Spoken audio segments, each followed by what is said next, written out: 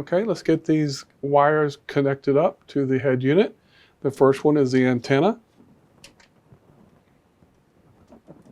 My car is an older style, so it'll take this connector right here, this coaxial connector, female. Okay, next is the GPS antenna. It installs right here. Again, this is a screw type coaxial connector. Keep it from falling off. I'll just sit that right there for now. It takes a little bit of time to get it all screwed in.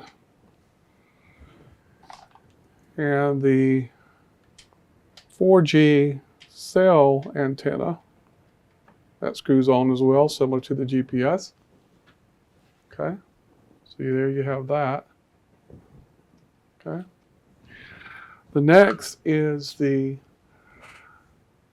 Bluetooth antenna with the backup camera video input.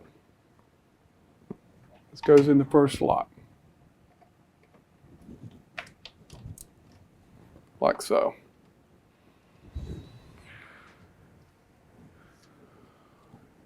Okay, the next connection is a 6-pin USB cable.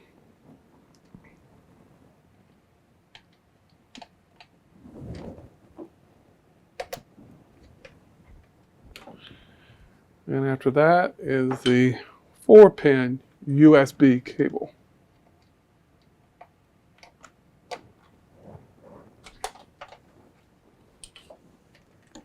Big reason why I'm doing this is because they do not include installation instructions nor an operations manual. They give you a pinout, but the pinouts are not always correct. Okay, the next connector is the CAN bus. Okay, I'm not going to push that one all the way in because I'm going to start off showing you how to install this on a Primos car. That CAN bus was not introduced until 2003 at the radio level. This is your panoramic camera for 360-degree support. And then last is the AV breakout. Okay, so there you go. There's all your cables, okay? And your ISO is already ready to go there. And the CAN bus box plugs in right there, like that, okay? All right, so the next thing we want to do is we want to describe how to get this configured for analog cars.